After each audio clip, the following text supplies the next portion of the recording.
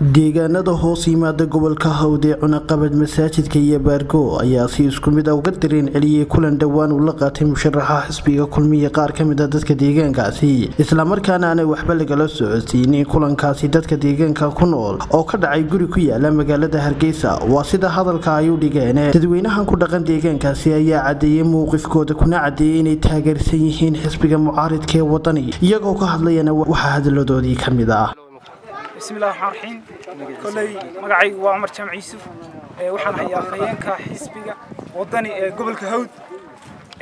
كل runtii dhamaantiin joint halkan isugu timid reer masaajid aad iyo aad baan salaamaya runtii kale runtii waxa weeyaan waxyaabaha isugu nimid inaynu si aynu macni uga wada hadli lahayn si aynu u taageeri lahayn xisbiga wadani ayaynu kale runtii waxyaabaha ugu muhiimsan ee isugu nimid ay ahayd koow wad ogtihiinoo tuuladeena waxa weeyaan tuulooyinka runtii marka la eego xagga dawladda la dayacay magaranayay runtii wax wadahaan haday noqoto iyo haday noqoto maxaan ku leeyahay magaalo ahaanba runtii aad loo gabad faray waxaan u sheegay runtii dhamaan dadkan inay yihiin dad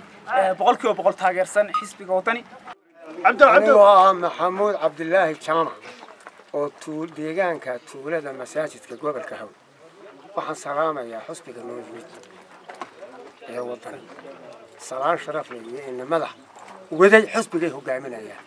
iyo xisbiga guud iyo dadka islaamka bas salaan qiimo leh oo dadku isku salaamaan u diray salaan ka bacdi si la biligi la bilaabay xisbiga ee uu la tirtamayo udub xisbiga kulmiye leeyahay xisbiga kulmiye leeyahay wadadu ku soo baxay oo ku haysto kursiga waa wadada baarku tuliyos wadada laga soo galay dalka lagu qabtay ragii kulumay wixii kulumay dalku ku baabay ee laga soo galo qabtana waa wadada baarku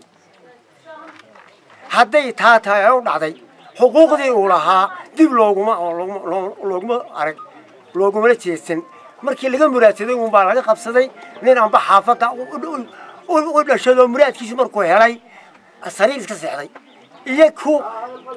madaxtooyada haystaba taasi waa taa waxa weeyaan waa la arkaa guriga islaanta maanta foolata waxay ku goda xaabaan intaanay gaarin ma hayna xuquuqii waxaanu taageersanahay oo si buuxda xoogayga iyo muruqayga iyo aqligayga anagoon dhadhamo iyo majinsaaga ku raacay mabda'ayga aanu ku raacay oo ku hogaaminayna kuna raacsanahay wadani shirka lagu qabtay magaalada ee lagaga adeegsanayo tuulooyinka dadka wadanka yaal lama matalo mana ogin lama matalo subax qaado caayina mayna fadaxadayna mayn laakiin waxa kaliya ee aanu sheegaynaa oo cadeynayna xisbigaasi 9 sanadood ee uu dalka hayay 9 sanadoodba goobaha iyo dalka dil loogu codeeyay goobaha uu ugu codka badnaa inaan nahay loogu codeeyay wax qabado haba yaraatay hal suulinayna aan ka haynin kala rajaynin waxa weey marka runtii halka u dhaaf ma barbar waxa weey iyo ceeb fara badan farahana galmina arimiisa waxa weeyaan xisbiguna waxaan u malanayaa iyaga laftoodu inay ku ceebobaan oo cod soo doontaan inay ka qajil doonaan ma filay taasi intaas ku dhaafay waxa weeyaan xisbiga waxa weeyaan horaan u soo baranay